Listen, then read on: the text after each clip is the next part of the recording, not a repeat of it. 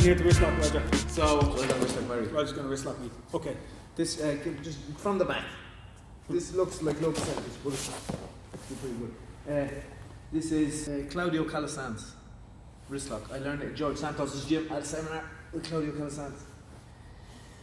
So from the back, actually you can go Kimura, seatbelts from the back, underhook side. I'm going to change my feet as if I'm doing an arm lock, and I'm going to switch to this grip. So I think we all know this, but I'm gripping on the knuckle of his pinky here, just using my 4 fingers. So I'm going to go here. I'm going to come over, so I'm pushing away as if I'm going for an arm lock, right? But hand comes over. I go against his sore neck, forearm against his neck. Prayer hands. And then the hand that came over, I'm going to turn this down. So I start, hands together, prayer hands, and then I rotate this one down, close both elbows, and I'm pushing Barry's tricep. And just one thing, look, when you start doing this, I know it's a very small lever, or the leverage here, but think of this, if I'm pushing down here, there's no wrist lock. It's called a lever. You're not in America now. You want to, fuck off. You won't be pushing on the knuckle. That's why I'm grabbing right at the knuckles. And even on his fingers, the ref won't see because there's 4 fingers involved. So if I'm closer to his hand, I'm trying to push. Not nearly as bad. Here. And if you want, you can even bring this over and then finish like an arm lock. And if it doesn't work, boom, we have the arm lock. So that's Claudio Calasanz, Mão de Vaca, cow hand. Moo.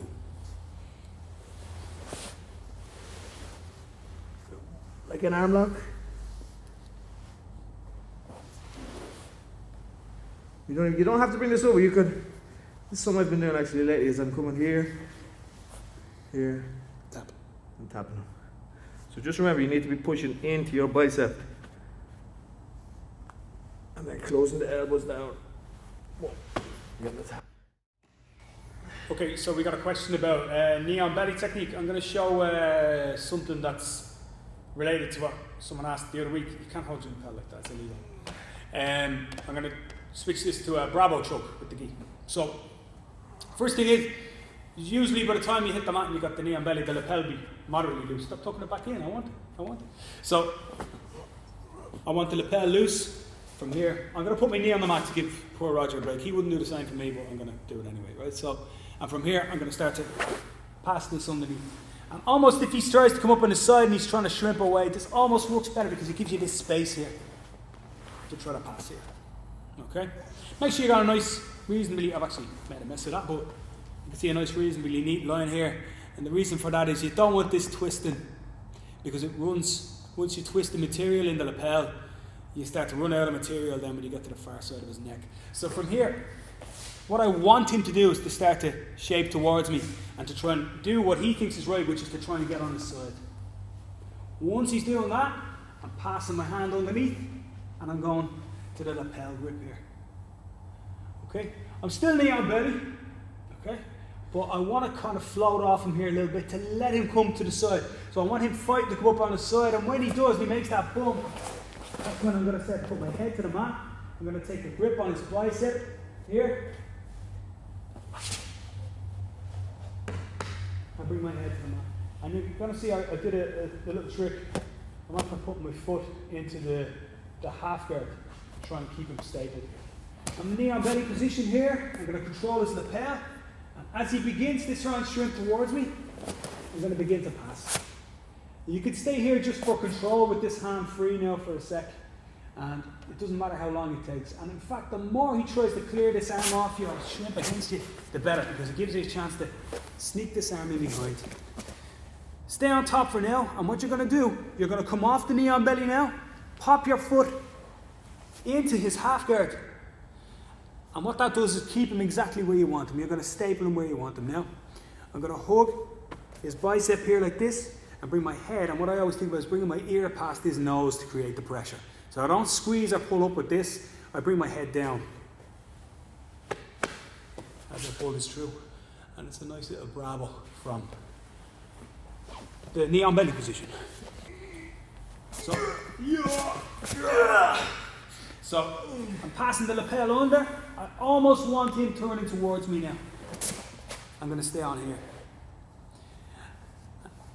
As he tries to fight off my hand or frame against me, so when my hand goes in behind, I pass the lapel, thumb up. Now I'm going to sit onto his half guard to keep him where he is. I'm going to bring my hand up, catch his bicep, bring my ear to his nose and keep bringing my head down to the mat.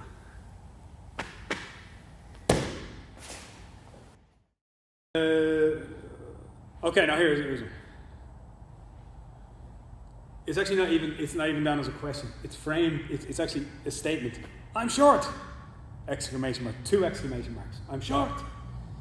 I'm new to this! It's also an exclamation mark there, so I have to read it as it's not always possible to have the same reach as taller people! This is true. So, presumably we're talking about someone who's got shorter limbs, and is it like, obviously for a tall person like me, it's very hard to get into the mind of a very short person like you, Roger. So, first thing is probably to cut your cloth, like to shoot your measure, as we said before, like to not try to be tall. Guard wise, probably getting underneath your half guard is probably a friend when you're shorter. Half guard, seated guard. Half guard is a great guard to start off with because you can work everything. Seated guard is a very hard guard to play. Yeah. I'm very open. If you're a good wrestler, it's great though. Because the thing with seated guard is perfect if you have a grip. So seated guard here is good. Yeah. Or seated guard with grips. But here, for anybody who's beginning, it's very hard to learn. Yeah. Yeah, very difficult. There's a lot of variables now, right? Yes. But if you bring them into the half guard, that's a different story, yeah. So, the answer to that question is probably starting here or engineering positions where you can get yourself to here. Yeah. To get yourself to the half guard. Because once you can do that, the size almost is equalised now. It's a leveler. Because the more I try to press my weight on you, or like the more control you have, and I can't stand up out of it, use my limb length to my advantage. So yeah, start with the half guards. There's one. And half guard connects down to almost every other guard, almost. Go fundamental half guard sweep there then to answer that question. So half guard is a great position once, let's say 3 things on the bottom you are doing. So the most important thing for bottom half guard person is staying on your side. Well, I know maybe people think it's the underhook, but staying on your side is much more important, I think. So it's not good enough getting half guard and I think, oh, perfect. If I'm on my back, I'm fucked. So half guard, control his leg, but even more important is being on your side. So top shoulder is in front of your bottom shoulder, if you can. Then you start worrying about the underhook and blocking the crossface. They're the 3 things. Be on your side, block the crossface, and then worry about the underhook. Because if I have the underhook on my back and he has a crossface, waste of time. He's going to pass my guard. So, half guard on my side, blocking the crossface, not reaching too much. Elbows in if I can. Another thing is don't block the crossface with your hands. Because here Barry will still crossface me, or even just go crossface here. Yeah, he's going to wrist lock me as he crossfaces me. Crossface with your wrist bones. I don't do half guard like most people. I use this leg to come up. So I kick forward this leg to give me some momentum to come up. See this? I slap him on his hip and I grip the pants. From here, I go from my elbow back to my shoulder as I'm moving forward. And then from here, let's go very basic. Switch the legs. Come to the knees. Barry probably will have a whizzer here. Come to the knees. Post. And I'm just going to run him over. So I just block his knee. Run him over. And we can finish here.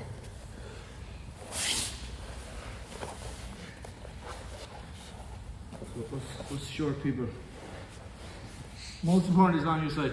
So Paul Schreiner has a position here. He calls this the hangover position, where the underhook arm, elbow tight, hand on your belly, the cross-face arm, elbow tight, hand on your head, and be on your side.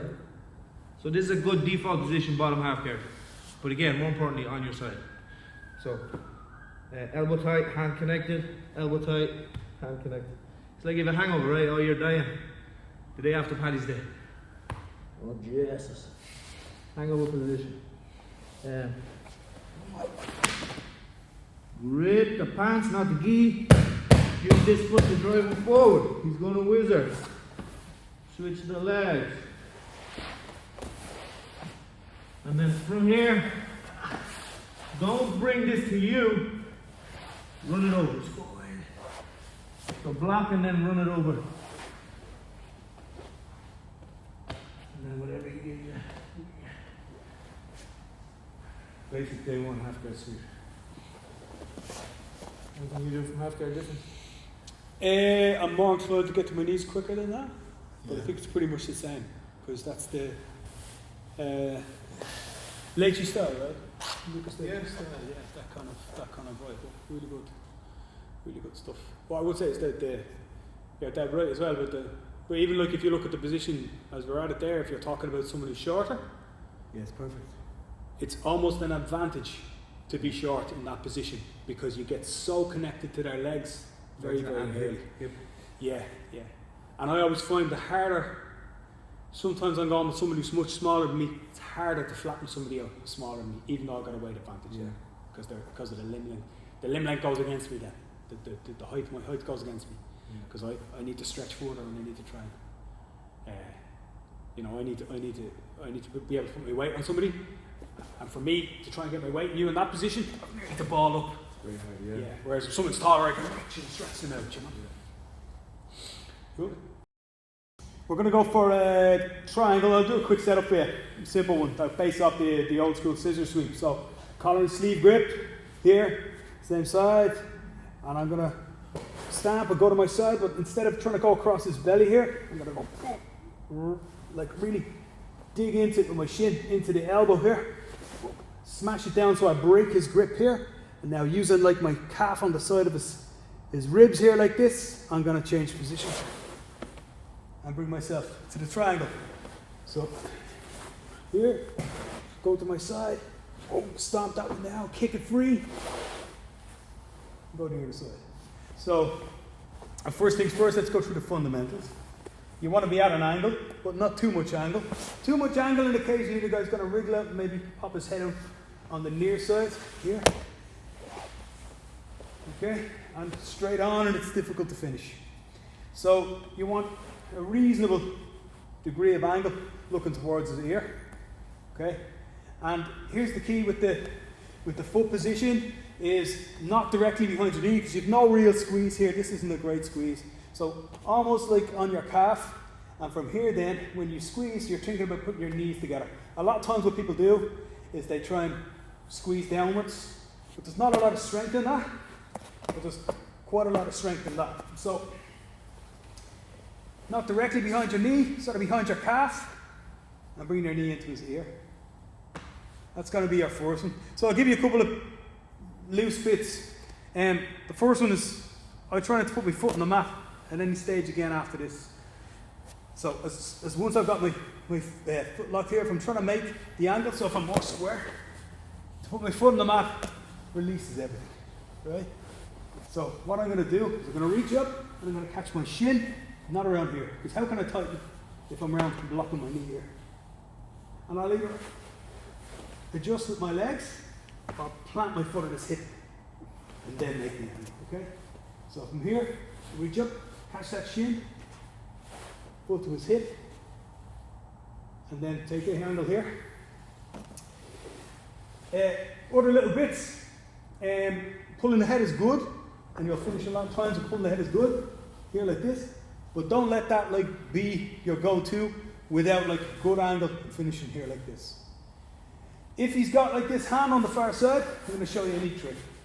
So from here he's got he's framed off of this side, or he's pushing his hand on this side. What I want to do is make this hand go limp, but the problem is even if you're trying to go in here, pull this across, it's not too good. So we're going to do what we call the elephant. The elephant's pretty good. What I need to do when I do the elephant is this with my own hands, okay? And then hips up and down. That's the element, okay? To try to shift his hand across.